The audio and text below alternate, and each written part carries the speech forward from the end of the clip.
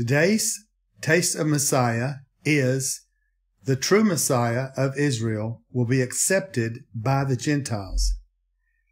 Today's taste is information with very convincing evidence showing Yeshua to be the Messiah.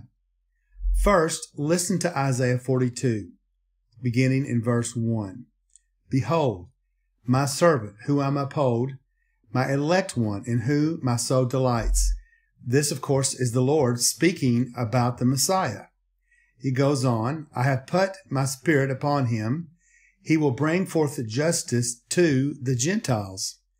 He will not cry out, nor raise his voice, nor cause his voice to be heard in the street.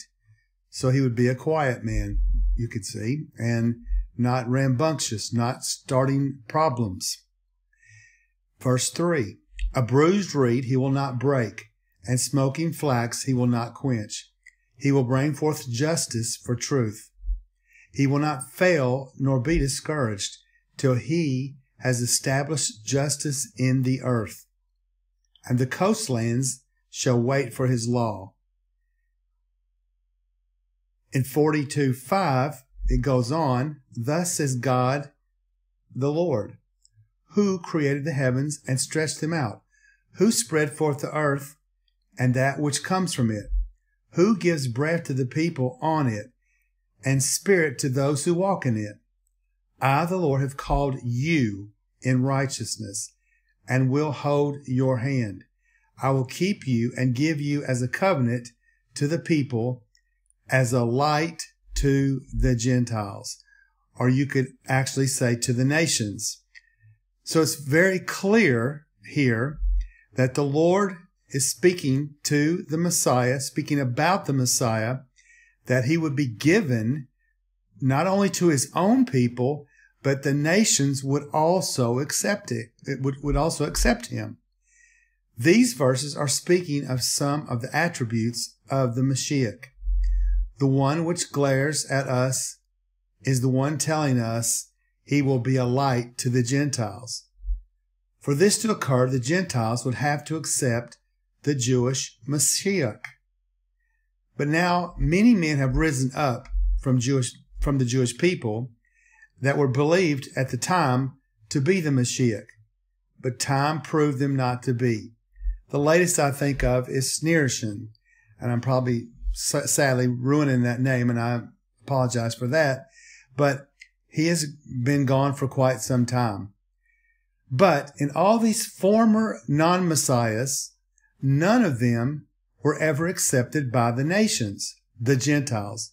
So even though many of the Jewish people, perhaps sometimes well over 1 million Jewish followers of these Mashiachs, but still none, basically, of the Gentile people ever followed them. But now let's look at Matthew, which is Matthew chapter 12 and verse 14. But the Pharisees went out and plotted against him as how they might or could assassinate him. So he was God's special servant. In verse 15, now when Jesus learned of this, he went away from there. Great crowds followed him, and he healed them all. But he sternly warned them not to make him known. This fulfilled what was spoken by the prophet Isaiah. Here is my servant, whom I have chosen, the one I love, in whom I take great delight. I will put my spirit on him, and he will proclaim justice to the nations. He will not quarrel or cry out, nor will anyone hear his voice in the streets. He will not break a bruised reed or extinguish a smoldering wick until he brings justice to victory.